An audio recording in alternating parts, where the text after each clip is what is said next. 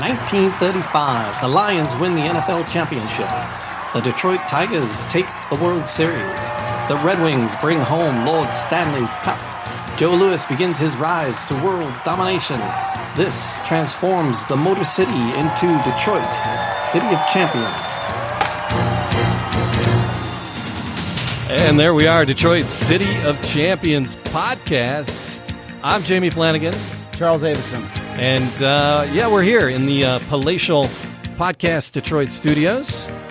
And we're ready for part two of the movie. Last time we were talking, we had Greg Russell on, which was awesome. And we were talking about Play Ball, the movie. Yeah, it was a fun episode. It was a great episode. I love that one. It was really good. But we barely scratched the surface of that. It was we didn't even get to George Moriarty. Yeah. But before we even do that, I just wanted to say a real quick happy birthday to my friend Kevin Bush. Right. I think he's our biggest fan. And he's been a long He has a history of being part of this project, like since the very first night that I discovered this story.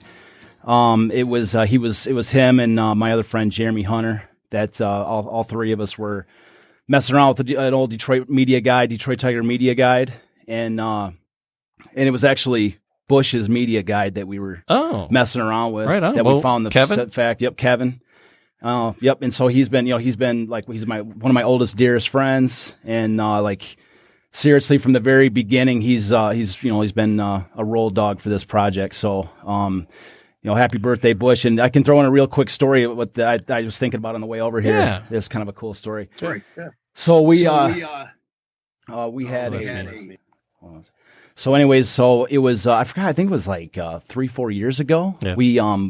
I partnered with a guy named Will McDowell at one point. We've been working together for Champions Day, which next April 18th, maybe we can all do something with this show and this, because we've been doing speeches at the Historical Museum for Champions Day and quite a few other things with him. But anyways, this particular Champions Day, we were playing a game of softball on Old Tiger Stadium grounds. Oh, I love it.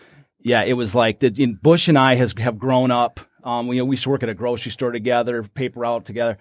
Anyways, this particular day, he and I were walking up. We were like, this was the event, was Champions Day. We were having a huge softball game on the grounds of Old Tiger Stadium. And so it was just like the two of us growing up as diehard Tiger fans back in like the 80s, the 90s and that. This was like, Field of Dreams for us, And so anyways, Bush and I were walking out there on this day, and Bush is like, he looks at me, he's like, I feel it today. Like I'm in this, I feel it. Like this is going to be like the greatest game of my life type thing. And he looks at me, he says, bet me the first round of drinks that I don't make an out today. I don't make an out during this game today. Meaning like he just, he hit every at bat and such and such.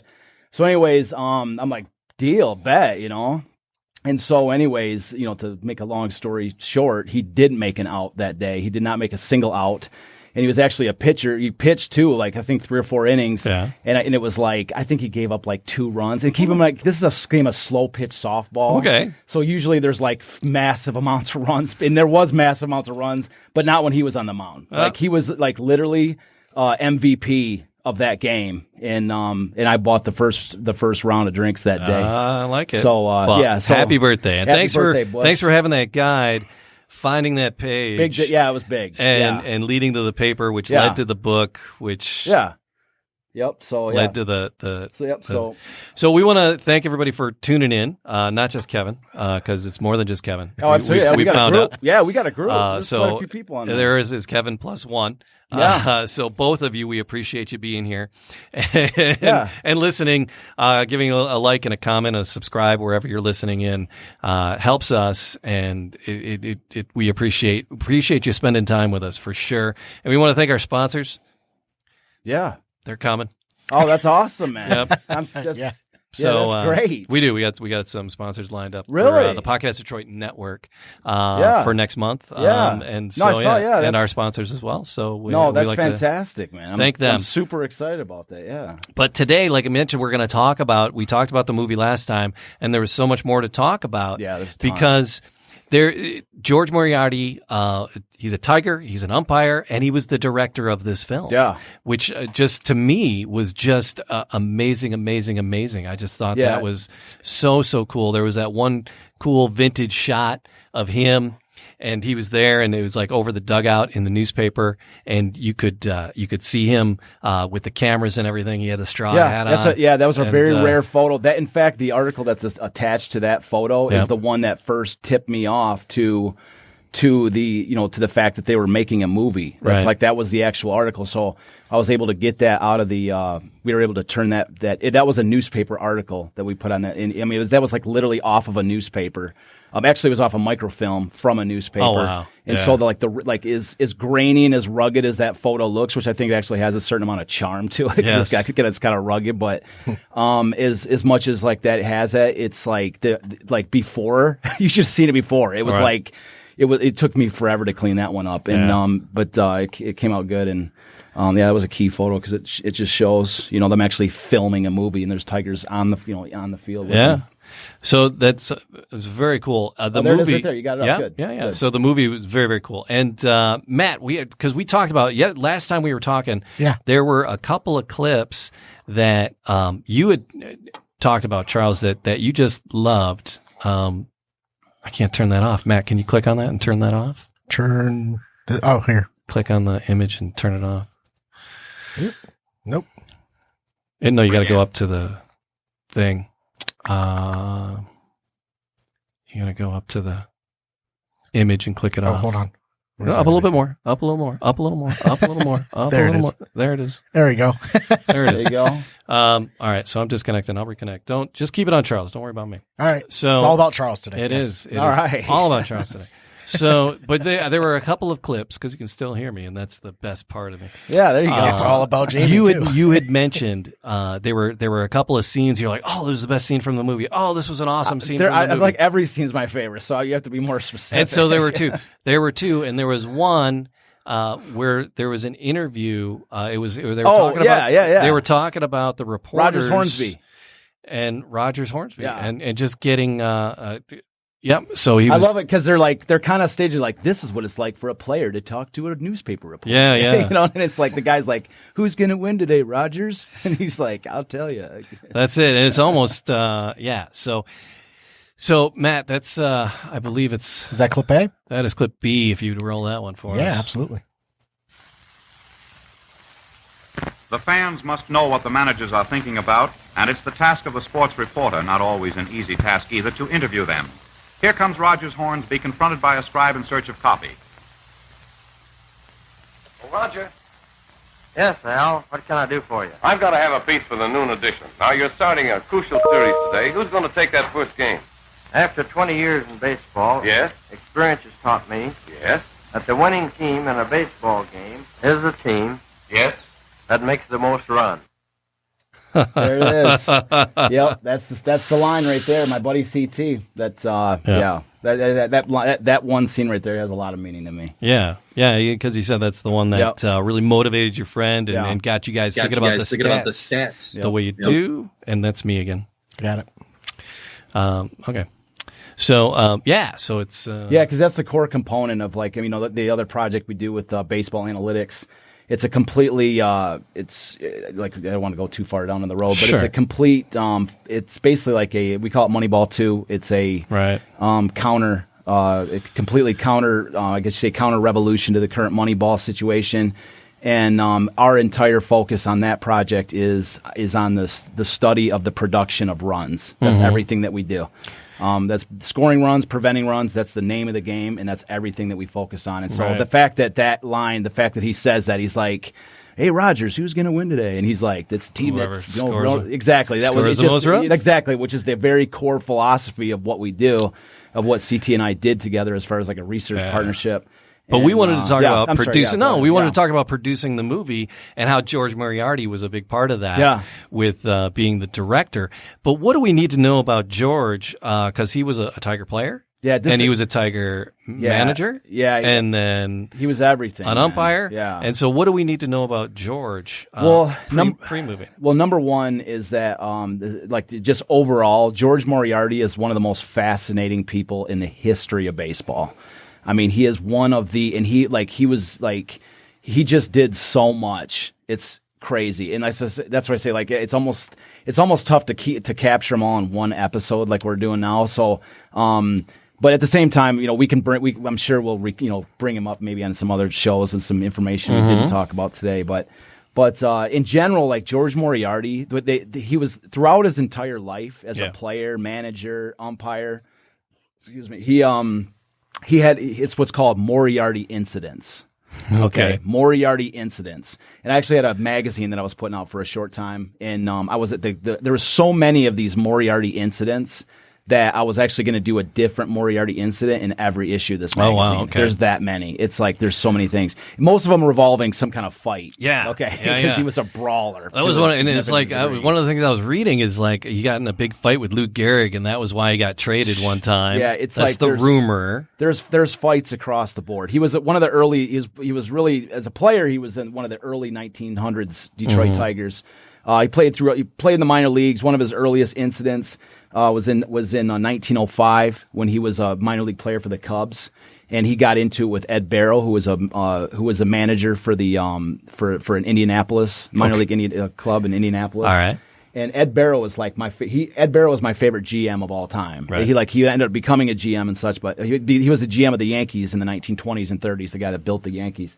But anyways, he got in a fight with Ed Barrow and knocked Ed Barrow out. Like Ed Barrow was a tough guy too. Ed Barrow was not somebody to mess around with. Okay.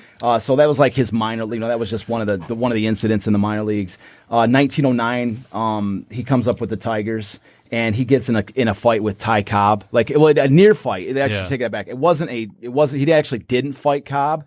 But what happened was that he was about to fight him, and George Moriarty threw Cobb a bat and gave Cobb a bat and says, "If you're going to fight me, you're going to need this bat." Like he said, like that's the type. And then Cobb was like, "You know what? We're good. We're good." Yeah. I love it. That's the type of guy. So like I can rattle off a few more if you want. I love it. So I just got them written down. It's like 1910. He gets in a fight on during a Sunday ball game with the Red Sox. This was in Detroit. And 1910. Like this is a time when Sunday baseball was like kind of like it was like really frowned upon, and it was like they were kind of doing it illegally to a certain extent. Sunday baseball, yeah.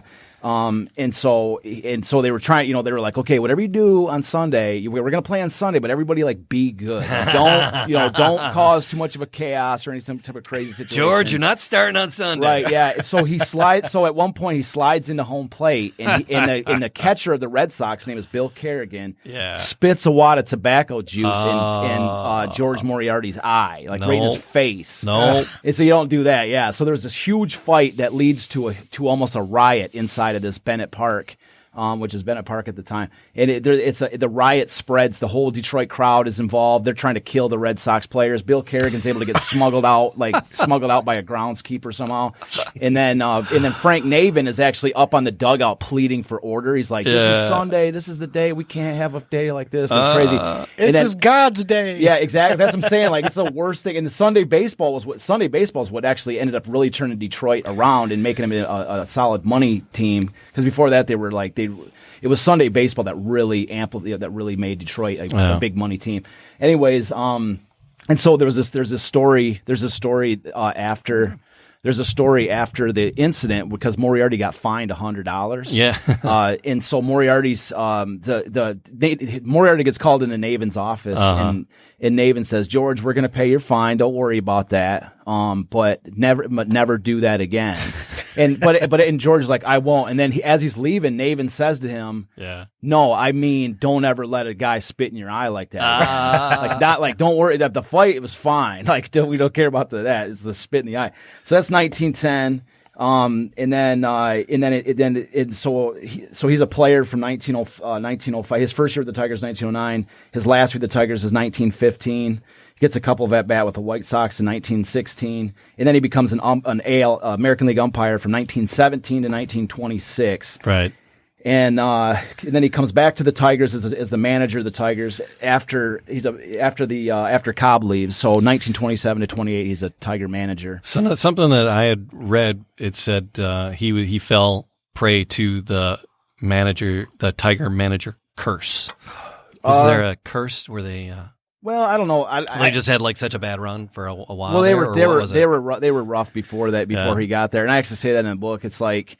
The Tigers were terrible when like Cobb left, as we've established in a previous episode where I made an apology for having the wrong year. Cobb left at the end of 1926, and he played 2 more years with the Philadelphia A's. Yeah. But so when Cobb left, it was the end of an era. Right. And then Moriarty was, and this was interesting, is that in 1911, from 1911 to 1915, Moriarty was the Tigers field captain.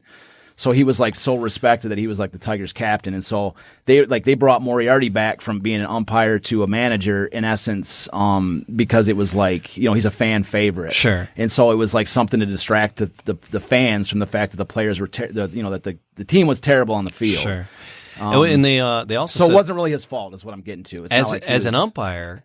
He was fiery too. Oh, that's what I was going to keep going on the list of Moriarty incidents. Yeah, because it didn't stop. So were there any as manager? There were. I don't have any written down here as manager. I can't. You had some umpire ones, so he went back to being an umpire. Yeah. But he was voted the best umpire by the players at one point in the world. In the night. 30. It was a 35 season, I believe, that he was voted that. Yeah. He was by the players voted him the best umpire. Yeah. But what are some of the Moriarty messes? Moriarty incidents. You got you've got in 1932 Moriarty fights four Chicago White Sox players at the same time. It ends up in a draw. Like he doesn't like beat them up or anything, but the fight ends in a draw where they all four like. And then there was like articles after that said, I remember back in the day that Moriarty, 4 guys, that's nothing for him. He must be losing a step. Like 4 guys, he would have dragged them through the mud. What do you mean it was a draw? Yeah, so it was 4 guys though. So must have had an off day. Yeah, and so in the 1935 World Series, he ejected 3 Cubs players during a single game. Or I'm sorry, not Cubs players, 3 Cubs managers, including their head manager Charlie Grimm. And so, like, he ejects. So, I mean, you got an umpire that is a former Tiger, like, through and through. Right. And he's a umpire in the World Series, and he ejects 3 Cubs managers, leaving the team essentially leaderless for the entire, for the rest of that game. Oh, man. Yeah. So, and so that's what I mean. Like, and Tigers won that game too. It was Game 3. And so, anyways, it's like, you can see, like, and he ended up being a scout for the Tigers. And then he was in. Yeah, and then he did the movie. So that's what I mean. Like, it's just there's so much to this guy. There's so much to sort of like unpack when it comes to Moriarty. And that brings us back to the movie. And you said that he was able to include like that scene there, kind of showing, and he really built the whole. He just covered everything from the journalism of it to the foundations of it, and he was able to really capture those moments in the movie. And there was another really cool moment, and you said, he even brought comedy and fun into it. Mm-hmm. And there was this great scene about the mania of baseball.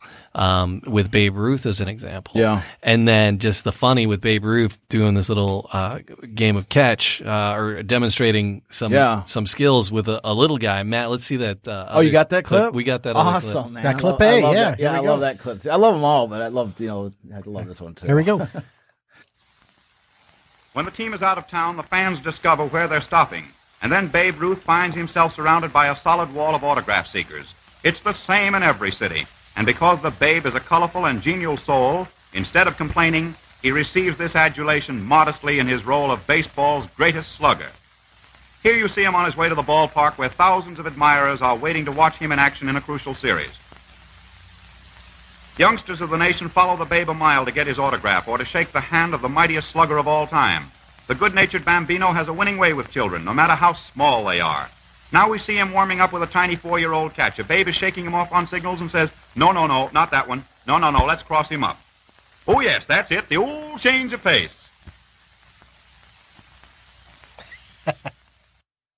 I love that scene. That's such a great clip. Yeah, he's winds up.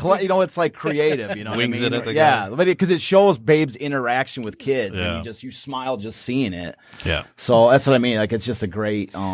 Every scene is just the whole movie. It's a tremendous film. But and so back to this movie, and again trying to find some stuff, and I was like searching and Googling, looking for things about play ball. And in the searches, last week's episode was coming up like in the first 10, 12 things. I'm like, okay, if what we just did last week is coming up. That's it. That's all there is. And then, so I found a podcast called Play Ball at the Movies, and they're breaking down every baseball movie, and this isn't on their list. No, that's what I'm saying. Nobody knows about it. This isn't on the list. There was an article in the Smithsonian about baseball movies, baseball on the screen. Yeah, this isn't nothing. That's what I'm trying to say. The Smithsonian. Yeah, that's what I'm trying to tell you. There's and nothing, then the it's nothing out DIA. here. You figure the Detroit Institute of Arts. Yeah. They have a display called Play Ball. Yeah. The exhibit is called Play Ball. Yeah. And it takes transforming the game 1876 to 2019, and they don't have it. They don't have it. I told you. That's what I'm trying to say, man. There's nothing out there. There's nothing on the City of Champions season. There's nothing on the movie. It's like it never existed. And That's then here's crazy. One more thing about this movie and George Moriarty. There's an article. I found an article on George, and it's like Detroit Tigers history, George Moriarty, baseball renaissance man. Yeah. Right. And so, because he did a lot of stuff, and there's some other interesting things that he did. So this article, it's on the calltothepen.com, fan-sided, and David Hill wrote this like 3 years ago. And, the Tigers needed to find someone to replace legend Ty Cobb as team manager. On this day in 1926, they hired former infielder George Moriarty, adding another chapter to an interesting baseball career. So during 1910s and the 20s, he was one of the better-known figures in baseball, third baseman for the Tigers, team captain for 5 years, gaining notoriety and respect for his ability to steal home and refusal to back down to anyone. And it goes on about his baseball career and his standings through the American League. And then more about his career and umpiring. It was an umpire. He cemented his legend during a game in 1932 after some disagreements about a strike zone. Moriarty fought with 4 members of the team at the same time. Yeah, that's the White Sox, that. Yeah. So he was fined $200 for that. For kicking people out of the 35 World Series. He was fined $200 for kicking those 3 managers out. Even with those actions, Moriarty was considered to be an excellent arbiter on the field. In that same year, 1935, he was voted by the players the best umpire in the American League. Yeah. He was tough, but he was fair in most players' eyes, and that's what mattered most. But he was a true Renaissance man. Moriarty was more than an umpire. He also wrote a national baseball column, so he was a writer as well. He wrote about his observations on the game and remembrances about players who have passed. And he wrote poems. He was a poet too, yeah. And so he had a column, and some of it was writing about players that have passed away, and sometimes he would write poems about them.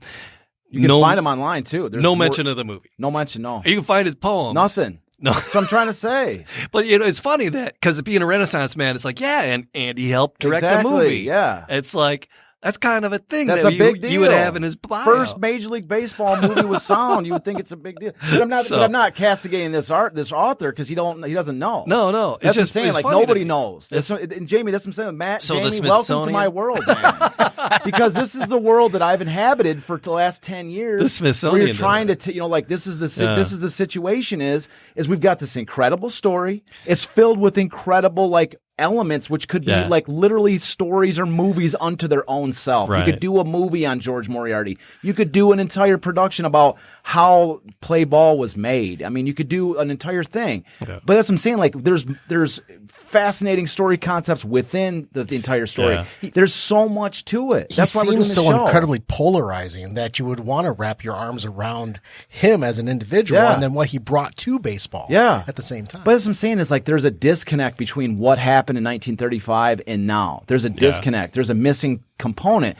And that's what I'm saying. One of the things that is kind of led to, we were talking about this I believe at the outset of the last show, and especially in the earlier episodes of this, is this idea that that the only way that anybody can truly really understand this story is to basically come to the realization that you don't know about it. You have to begin with a fresh slate. You have to say this is a big deal.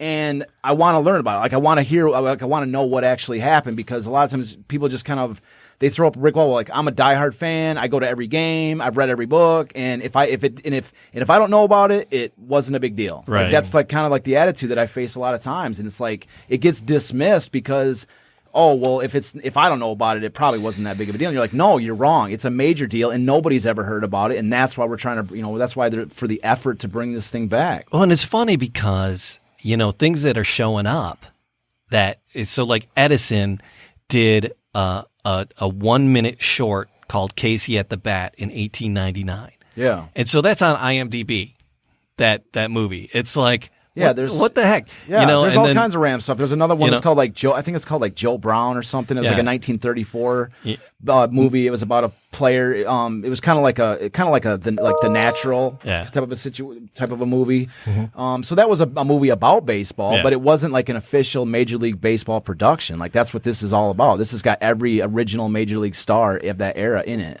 Yeah, yeah. And you figured, maybe it was too short to really be considered, or not really movie enough, and it's like, okay, this was 1 minute, a 1 minute reel, and it's incredible. It's showing up for me, and I'm just astounded. That's what I mean. And there was actually two versions. There was a 32-minute version, which is the one we have, and there was the 55-minute version, which is the one I'm dreaming of seeing. Because the 55-minute version, the main thing that it doesn't have, the one thing I really want to see, is there's actually a George Moriarty himself introducing the movie and talking about it. And talking about, that's what I'm saying. Like, that's a piece of information that we don't have. Yeah.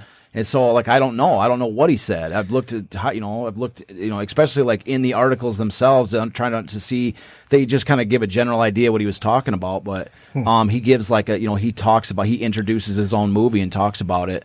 I don't know if it's at the beginning or at the end or in the middle. I don't know. And but they cut out a chunk of it so that this was like a quicker thing that they could present maybe at the end of a film, like kind of like a Three Stooges short. Right. They could package this up with a longer movie or something. Yeah. But this is the version that we have, and that's what I mean. Yeah. Like, if there was more people that were like motivated, if Major League Baseball was motivated, if Fisher Body Company was, if like some of these big Detroit institutions were motivated, maybe we could find that 55-minute. Put out a call to a call for people to look for it or something. God, you'd figure, maybe somebody, in like Navin's downline.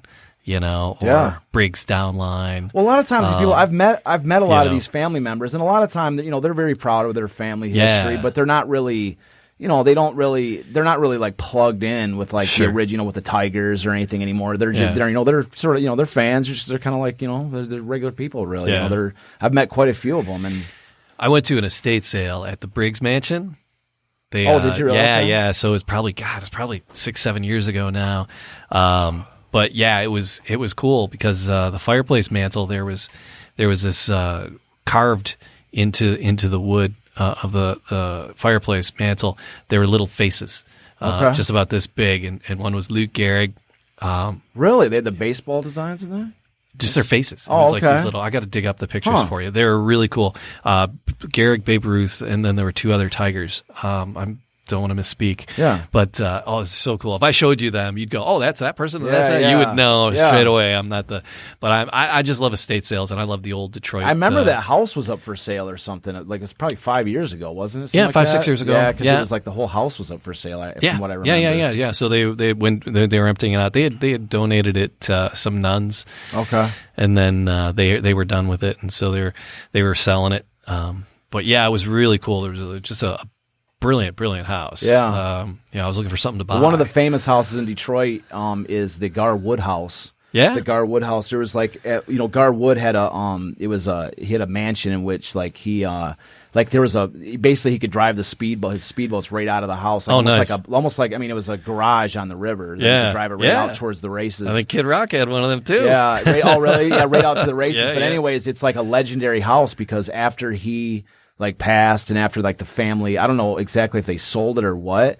but it's got this crazy history. Yeah. Like it became like at one point it was taken over by like what is it, like Hell's Angel? Like at one point it was like a Hare Krishna house. Okay. And then it became like Hell's Angels, and then it was like this party spot. Like when I was on the road selling books, I'm telling you, I must have talked to at least I would say conservatively estimate 200 people. I partied in Garwood's house. At first I was going to say 1,000 people, but I want to do a conservative estimate. I've talked to at least 200 people that have partied in the old Garwood house.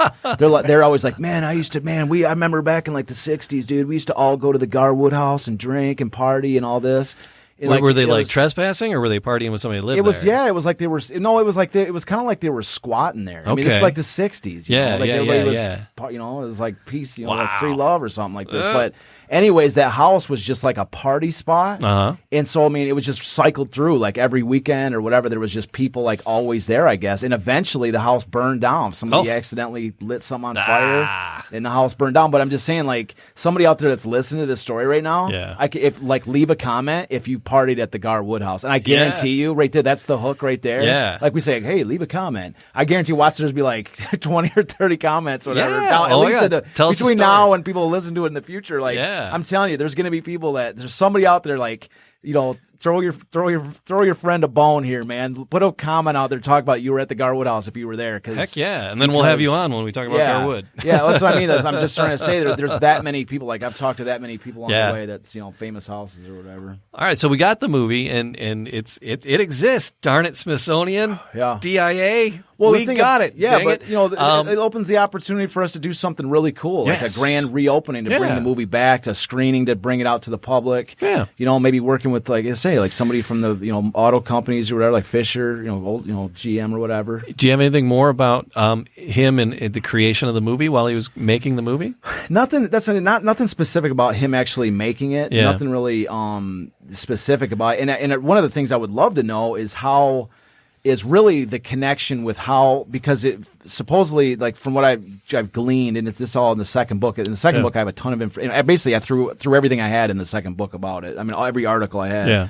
But the idea was there was actually a Detroit motion picture company. There's actually a company that made motion pictures, and somehow they connected with Major League Baseball, and they, you know what I mean, to make this movie, and George Moriarty factored into it. Yeah. And that's what I'm saying. Like, I would love to know, like, how it happened, like why George Moriarty. I mean, obviously he's a talented. He was a poet. He was all these different things.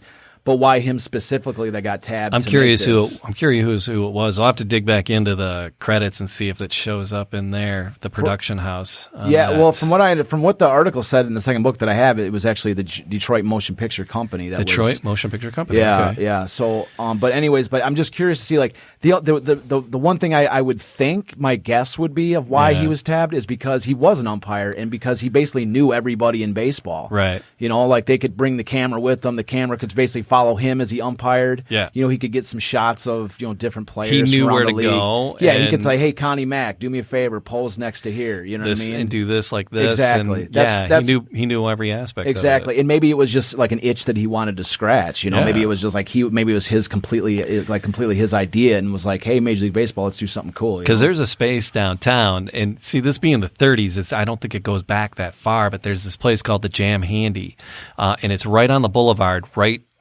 just a quarter mile from the Fisher Building, and Fisher Body was the main sponsor of this, of the movie. So, but this is.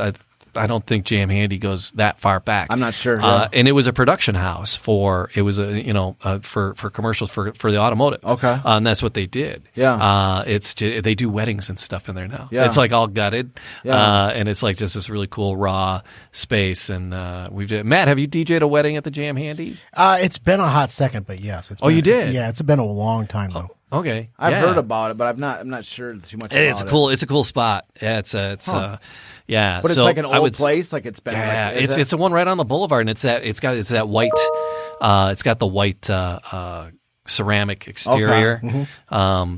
Just a quarter mile east of the Fisher Building. All right. Yeah, that might be you in your email, Matt. No, that's not that. Is that me? Yeah, someone's screwing around. Let's go. I got my. Be professional. I turned it down. It's supposed to be a professional operation here. Hey, turn your phones off. Amateurs. Movie theater. What was that? Jamie's that guy in the movie theater where the phones are ringing. He's like, "Oh, hold on a second. I'm in a movie. I'm checking the babysitter's checking on me." He actually answers the phone. He's like, "Yeah, what is it? I'm in a movie." You know, it's like Jamie's that guy. Oh my God, we were at a premiere. God, it was called The Big Fish. It was this crazy arty kind of movie. I've seen it. It's a good movie. Yeah, it's arty. Ewan McGregor. Yeah. And it's like, so we're at the press screening for it, right? And there's like, so you get like a lot of media people, but then you'll get, just people that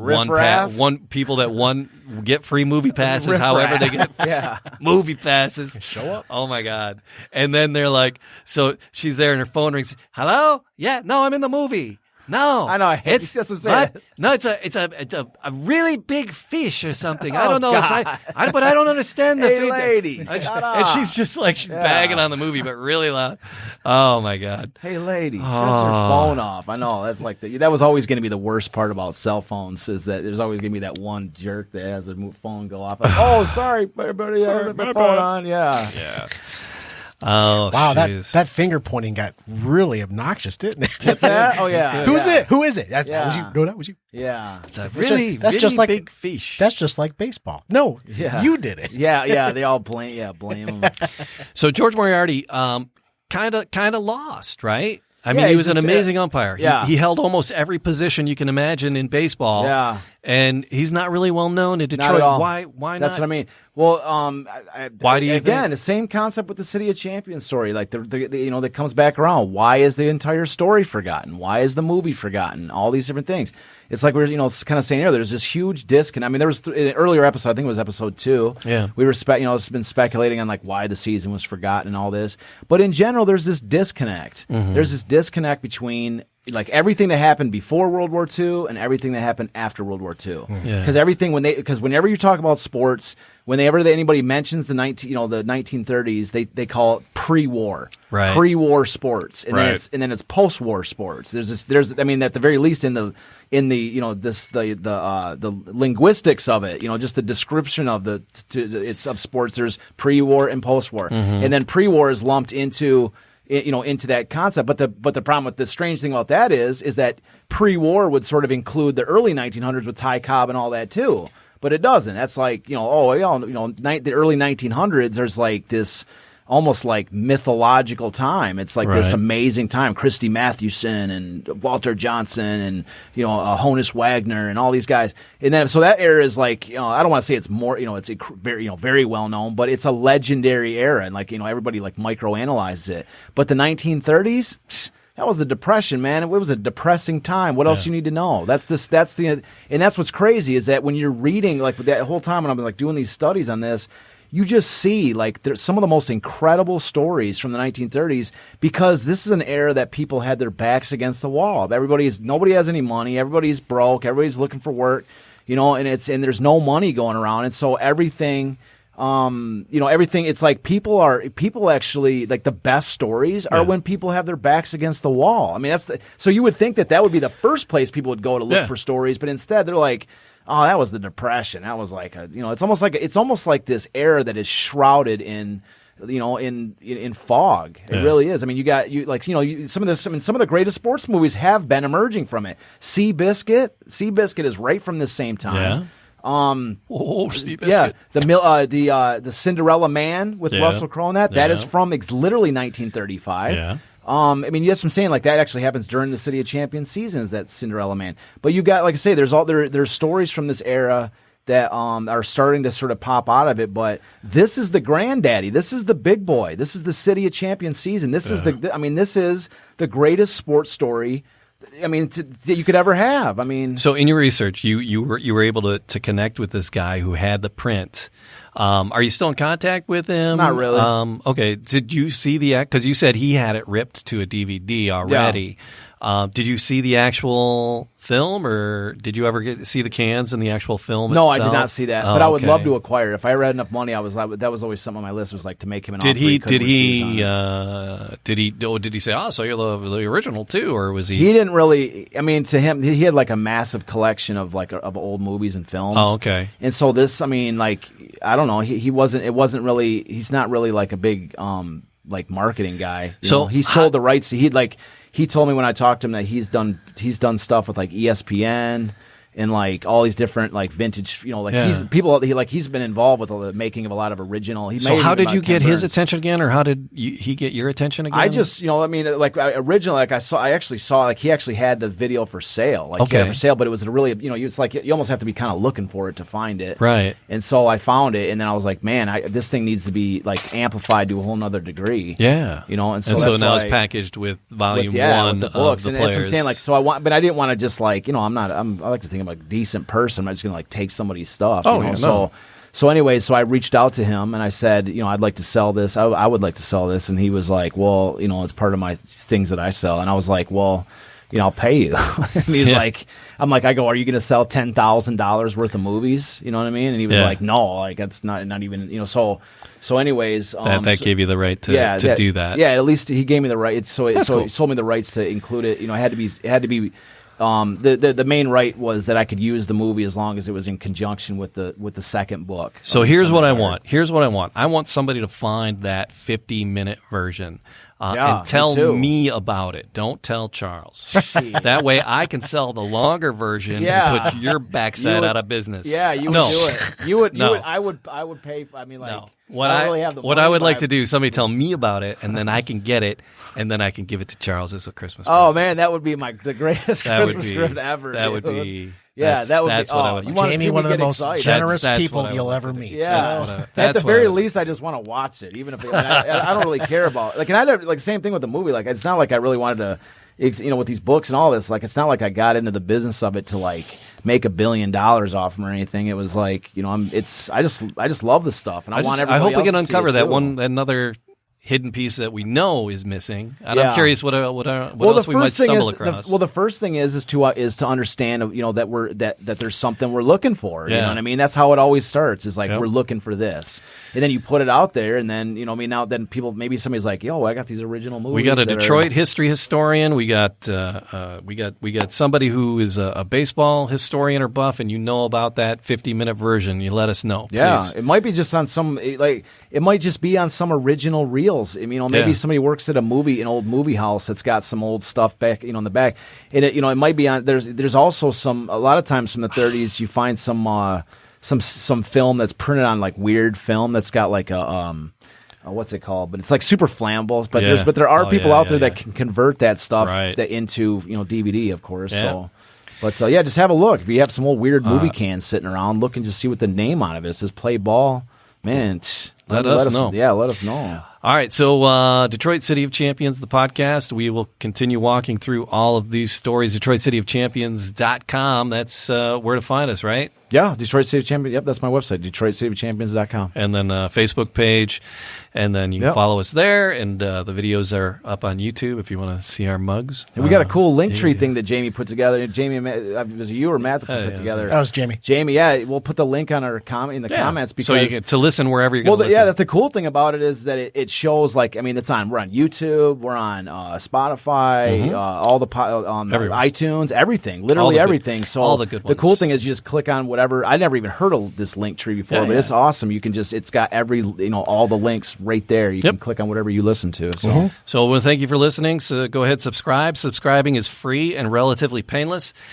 Relatively. Again, thanks for listening. It's the Detroit City of Champions podcast. Thanks, guys.